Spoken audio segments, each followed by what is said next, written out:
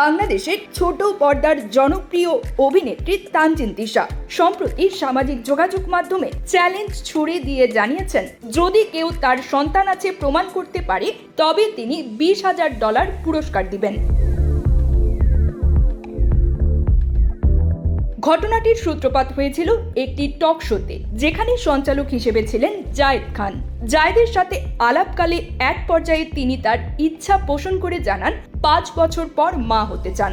অবশ্য সে জায়েদ খানের প্রশ্নের জবাবে এই কথা বলেছিলেন। তার প্রশ্নটি ছিল, 5 বছর পর নিজেকে কোথায় দেখতে চাও? তার জবাবেই তিশা এমনটি বলেছিলেন, আর এরপর থেকেই ওঠে আলোচনার ঝড়। এই মন্তব্যের পরিপ্রেক্ষিতে সাংবাদিক জাওয়াত নির্ঝর তার সোশ্যাল মিডিয়াতে কয়েকটি ছবি প্রকাশ করে বলেন, ওই ছবিগুলো তিশার সন্তানদের। তিনি প্রশ্ন তোলেন, কিভাবে একজন সেলিব্রিটি তার সন্তানকে অস্বীকার করতে পারেন।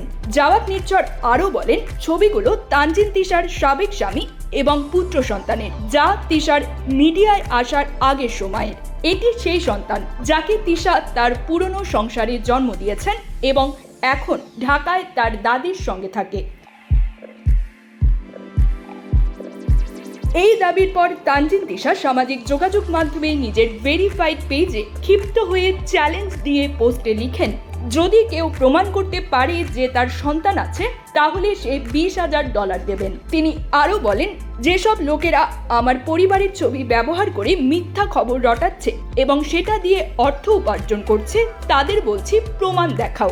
যদি দেখাতে পারো তবে আমি আপনাদের টাকা দেব, আর যদি প্রমাণ দিতে না পারো তবে তোমরা নিজের গালে চড় মারো। News desk, channel 16।